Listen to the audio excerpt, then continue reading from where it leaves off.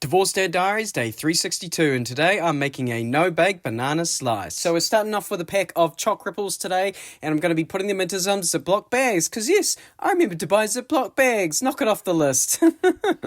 But effectively, I'm just going to crush these, the whole packet, so I'm dividing it between two Ziploc bags, and while you're crushing it, just make sure you think of something that makes you angry, like when you get an ad on your subscription service that you're paying for, or when you go to download a brand new app and it requires you to make a whole new login, you have to remember a whole new password. Once that's done, I'm on to the banana portion of this banana slice, where I've got dried banana chips. 1¼ cups, which was a bit kind of weird to measure out because it's not like flour. You can't just fill up a cup with banana chips. There's gaps and stuff. I feel like this should be weighed out. Pretty sure I've complained about this sort of thing before in recipes using weird measurements. But we're going to crush these as well. And while you're doing that, think of something else that makes you angry, like when you have a favorite product and then the company that makes that product decides to change the flavor for no reason at all. But once that's all done, we're going to put our 3 now microplastic laden bags of banana chips and chocolate ripple cookies into a bowl, and I'm going to combine that with some coconut. 1¼ cups of coconut to be precise, as well as 1/4 cup of cocoa powder. Once all those dry ingredients are together, I'm just going to give them a very, very light mix. And then I'm going to add in 80 grams of melted butter and a can of sweetened condensed milk. And then we're going to give that more of a proper mix, but it doesn't have to be fully combined, because from here I'm going to chop up some banana lollies. Yes, we're not just putting banana chips in this banana slice, we're also putting in banana lollies too, kind of like a lolly cake. Because this slice is going to get sliced, I'm not going to chop these up too small. I'm just going to chop them in half, chuck them into the bowl, and then combine that. This is probably a good time to mention that finding banana lollies was not as easy as I thought. I thought I'd go down to Pack and Save and there'd be a budget brand, a Pam's packet of banana lollies.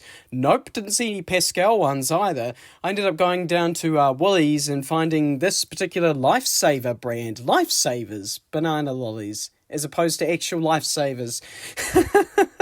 Yeah, but then I went ahead and combined there. I gave up on the spatula, as you can see, and used my hand.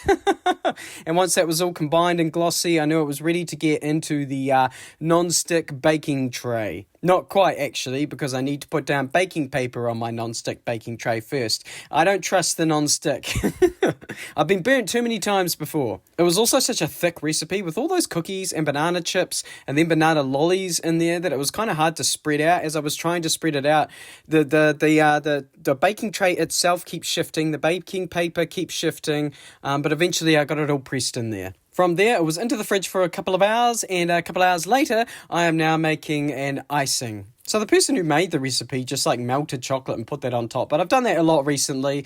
And the last recipe I made, I actually really enjoyed just the really basic cocoa icing. It honestly kind of reminds me of home baking. So I'm doing that this time around. This recipe is super simple. Pretty sure it's just a Chelsea sugar one, where it's 1½ cups of icing sugar, 2 tablespoons of cocoa, 50 grams of melted butter, and then you just put in, a couple of teaspoons of boiling water, just enough till it gets to the consistency you want, and you mix all that together. Once that's combined, I'm going to pour that onto my banana slice. Trying to get it somewhat even, but it doesn't have to be too even, because we're actually not done with the top of it yet. We need to decorate it. I figured it would be easier to decorate if it wasn't inside the non-stick removable bottom baking tray. I need a shorter name for this thing, because I swear it's a one of them mouth teasers every time I have to say it. Miraculously, I didn't drop it on the floor either. But once again, we're getting out another pack of Lifesaver banana lollies, and I'm just putting them on the top, and this is effectively going to line up where I'm going to slice. And that is my no-bake banana slice done for the holidays, actually. In fact, this would have been a cool activity to get the kids to decorate it, but oh well. So it isn't actually properly set yet. I do need to continue to refrigerate it overnight, but I kind of want to try this now to see what it's like. I don't know if I should take the banana off first. I'll just stick in. Gonna take this off just so I can better taste the slice itself. Okay, first thing I've noticed, it's very crunchy. That'll be the banana chips and the actual cookies themselves. So you bite into it, it's soft, and then you get a bit of a crunch as well, so it's very textured.